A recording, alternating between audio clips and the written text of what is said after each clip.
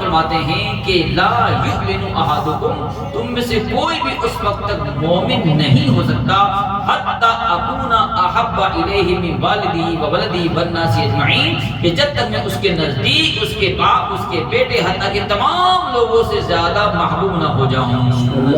یعنی ایک مسلمان کے ایمان کی معراج یہ ہے کہ دنیا کی ہر شے، اب دیکھیں یہاں تین چیزیں بیان کر دی گئی، من والدہ و ولدہ، یعنی اپنے والد سے اور اپنے بیٹے سے۔ اب یہ فطری طور پہ معاملہ یہ ہے کہ بچے کو جو ہے پہلے اپنے باپ سے محبت ہوتی ہے، جیسے وہ آنکھ کھولتا ہے، جیسے وہ ہوش اپنے سنبھالتا ہے تو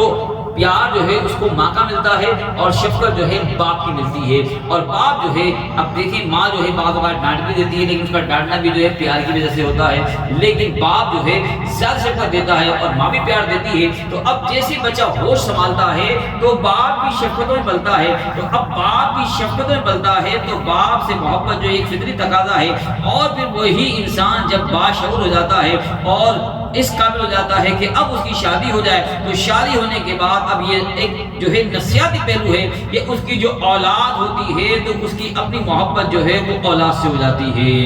یعنی جس طرح ایک عام انسان جو ہے وہ اپنے والد سے محبت کرتا ہے، جب وہ اولاد والا ہو جاتا ہے تو پھر وہ اپنی اولاد سے محبت کرتا ہے۔ تو یہ انسان کی محبت کا جو معیار ہے وہ سب سے زیادہ محبت جو ہے وہ اپنے والد سے ہوتی ہے یا پھر اپنی اولاد سے ہوتی ہے۔ تو یہاں ایمان کی معراج بیان کی جا رہی ہے کہ لا یؤمن احدکم، کہ تم میں سے کوئی بھی اس وقت تک مومن نہیں ہو سکتا حتی اکون احب علیہ، کہ جب تک میں اس کے نزدیک جو ہے اس کے باپ اور اس کے بیٹے بلکہ تمام لوگوں سے زیادہ محبوب نہ ہو جاؤں۔ یعنی حضور علیہ السلام کی جو محبت ہے وہ تمام انسانوں سے بڑھ کر ہونی چاہیے، اور جب سب سے بڑھ کر ہونی چاہیے تو میرے پیارے بھائی بزرگوں، حضور علیہ السلام کے صحابہ کرام کس طرح جو ہے اپنے پیارے آقا، ہمارے پیارے آقا صلی اللہ علیہ وسلم سے محبت کرتے تھے کہ ہر وقت حضرت عروہ بن مسعود رضی اللہ تعالیٰ عنہ یہ صلح حدیبیہ کے موقع پر جو ہے اس وقت تک ایمان نہیں لائے تھے، اس وقت تک مسلمان نہیں ہوتے، تو اس وقت کفار مکہ نے ان کو مذاکرات کے لیے بھیجا تھا،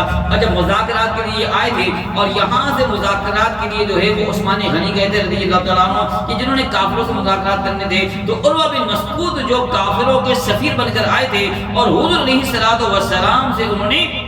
مذاکرات کرنے تھے، تو جب وہ واپس گئے، جب وہ واپس مکے گئے تو مکے کے کافروں سے انہوں نے کہا، جو بڑے بڑے سردار تھے ان سرداروں سے کہا کہ آج تک تم نے مجھے اپنا سفیر بنا کر مختلف ملکوں میں بھیجا ہے، اور مختلف ملکوں میں میں سفیر بن کے گیا ہوں، اور میں قیصر و کسریٰ، یعنی یہ اس وقت جو ہے روم اور فارس کی جو سلطنتیں ہوتی تھی ان کے جو بادشاہ ہوتے تھے وہ قیصر اور کسریٰ کے نام سے مشہور تھے، تو یہ قیصر و کسریٰ کے دربار میں گئے ہیں، تو انہوں نے جب واپس آئے مکے میں تو کہا کہ آج تک میں بڑے بڑے بادشاہوں سے ملاقات کے لیے گیا ہوں، لیکن کسی بھی بادشاہ کے درباریوں نے جو ہے اپنے بادشاہ کی ایسی محبت نہیں کی کہ جیسی محبت میں نے مسلمانوں کے نبی کی جو ہے مسلمانوں کے دلوں میں دیکھی ہے۔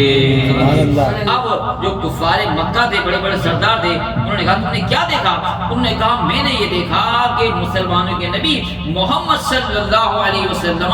جب وضو کرتے تھے اور وضو کر کے جو وہ کلی کیا کرتے تھے، اور جب پانی منہ میں لیتے تھے اور وہ کلی باہر نکالتے تھے تو وہ کلی کا پانی جو ہے وہ اس سے پہلے کہ زمین پر آئے ان کے کسی صحابی کے ہاتھ میں ہوتا تھا، سبحان اللہ، اور جب وہ تھوکتے تھے تو وہ لعاب دہن پکڑ کر جو ہے لے لیا کرتے تھے اور اپنے چہرے میں مل لیا کرتے تھے، اور میں یہ دیکھتا تھا کہ جب وہ اپنے سر میں کنگھی کیا کرتے تھے یا اپنی داڑھی میں کنگھی کیا کرتے تھے، یہ ایک معاملہ ہے کہ جب بندہ سر میں کنگھی کرتا ہے تو کچھ نہ کچھ بال جو ہے وہ ٹوٹتے ہیں، تو آپ کہتے ہیں کہ میں یہ دیکھتا تھا کہ جب مسلمانوں کے نبی سر میں کنگھی کیا کرتے تھے تو آس پاس ان کے صحابہ جمع ہو جایا کرتے تھے، اور کسی بھی بال کو جو ہے وہ زمین پہ آنے سے پہلے جو ہے اپنے ہاتھ میں لے لیا کر لیتے تھے اور اپنے بال جو ہے اس کو محفوظ کر دیا کرتے تھے۔ تو اندازہ کیجئے کہ صحابہ کرام نے یہ ہمیں ادب سکھایا ہے، صحابہ کرام نے ہمیں ایسا ادب سکھایا ہے، اور کفار جو ہے ان کے لیے صحابہ کرام کا پیارے آقا صلی اللہ علیہ وسلم کا ادب کرنا جو ہے وہ ایسی مثال بن گیا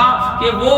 کافروں کے سامنے جا کے جو ہے اس کو بیان کر رہے ہیں۔ اور میرے پیارے بھائی بزرگوں یہاں تو عروہ بن مسعود ہے کہ بعد میں الحمدللہ مسلمان ہوئے اور حضور علیہ الصلوۃ والسلام کے صحابی ہونے کا شرف حاصل ہوا، اور یہاں سے جو ہے عثمان غنی گئے تھے رضی اللہ تعالیٰ عنہ مذاکرات کے لیے، اور جب انہوں نے جا کے مذاکرات کیے تو کفار مکہ نے کہا کہ اس سال تو جو ہے رسول اللہ جو ہے وہ واپس چلے جائیں، اس سال وہ جو ہے عمرہ نہیں کریں گے، اور اگلے سال آئے تو صلح حدیبیہ ایک بڑا طویل جو ہے باقاعدہ ایک ایگریمنٹ ہوا تھا، بڑا جو ہے طویل معاملہ ہے۔ لیکن میرے پیارے بھائی بزرگوں جب عثمان غنی رضی اللہ تعالیٰ عنہ مذاکرات کرنے کے لیے گئے تو یہاں صحابہ کرام میں آپس میں چیمہ گویا ہوئی، اور صحابہ کرام آپس میں کہنے لگے کہ ہو سکتا ہے کہ عثمان غنی جو ہیں وہ تو مکے پر میں، اور یاد رہے کہ آپ احرام کی حالت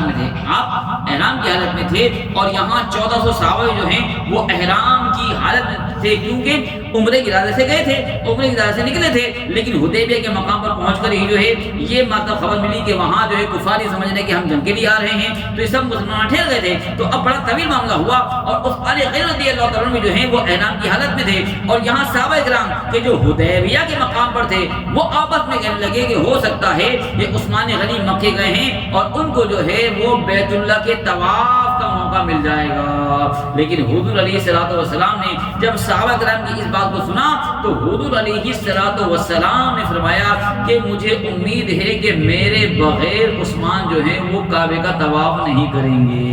میرے پیارے بھائی وہ ایسا ہی ہوا، جب عثمان غنی رضی اللہ تعالیٰ عنہ وہاں گئے اور مذاکرات ہوئے تو کفار نے کہا کہ مسلمان جو ہیں اگلے سال آئیں، اگلے سال جو ہے عمرہ کریں گے، لیکن اے عثمان تم مکے آ چکے ہو اور تم مکے موجود ہو، اگر تم چاہو تو بیت اللہ کا طواف کر لو، ہم تمہیں اجازت دیتے ہیں۔ آپ احرام کی حالت میں تھے اور آپ نے قسم کھا کے کہا کہ قسم ہے مجھے میرے رب کی کہ جس کے دستے قدرت میں میری جان ہے، اگر میں کئی سال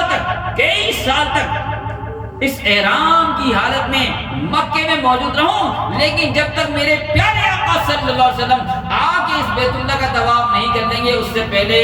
عثمان جو ہے اس کی جرأت نہیں ہو سکتی کہ وہ بیت اللہ کا طواف کر لے۔ اندازہ کیجیے، حالانکہ بیت اللہ کا طواف کرنا عبادت الہی ہے، لیکن پیارے بھائی بزرگوں دیکھیے کہ آپ کا عشق جو ہے کیا کہہ رہا ہے، آپ کا عشق یہ کہہ رہا ہے کہ اے عثمان اگر اس بیت اللہ کی حرمت کا تمہیں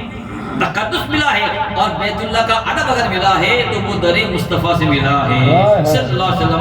اور میرے پیارے بھائی بزرگوں آپ نے جو ہے اس بیت اللہ کا طواف نہ کیا۔ میرے پیارے بھائی بزرگوں حضرت عمر بن خطاب رضی اللہ تعالیٰ عنہ یہ خلیفہ دوم، میرے پیارے بھائی بزرگوں ایک دن آپ نے بیت اللہ کا طواف کیا، اور بیت اللہ کا طواف کرنے کے بعد جو ہے پھر حجر اسود کو چومنا جو ہے یہ سنت ہے۔ حجر اسود جو ہے حالانکہ جنتی پتھر ہے، اور آپ نے ایک دن جو ہے بیت اللہ کا طواف کیا۔ اب بیت اللہ کا طواف کرنے کے بعد آپ جب آئے حجر اسود کے پاس تو آپ حجر اسود سے کہتے ہیں کہ اے حجر اسود تو ایک پتھر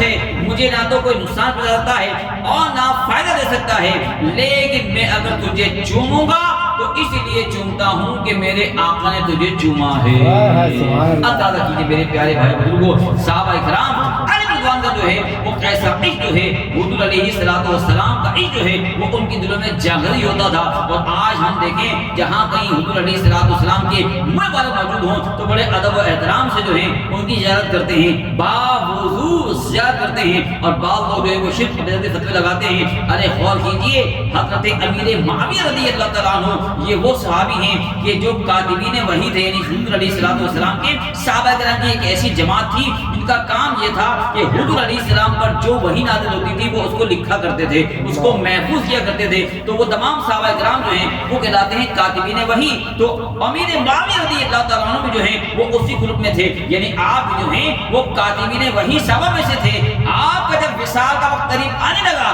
تو آپ نے یہ وصیت کی، آپ کے پاس جو ہیں وہ حضور علیہ الصلوۃ والسلام کے کچھ بال تھے اور حضور علیہ الصلوۃ والسلام کے تراشے ہوئے ناخن تھے۔ آپ نے وصیت کی کہ جب میرا انتقال ہو جائے تو میری آنکھوں پر، میرے لبوں پر، میرے سینہ پر جو ہے وہ ان کو رکھ دینا، اور مجھے امید ہے کہ ان کی برکت سے جو ہے وہ معاویہ قبر کے فتنے سے محفوظ رہے گا۔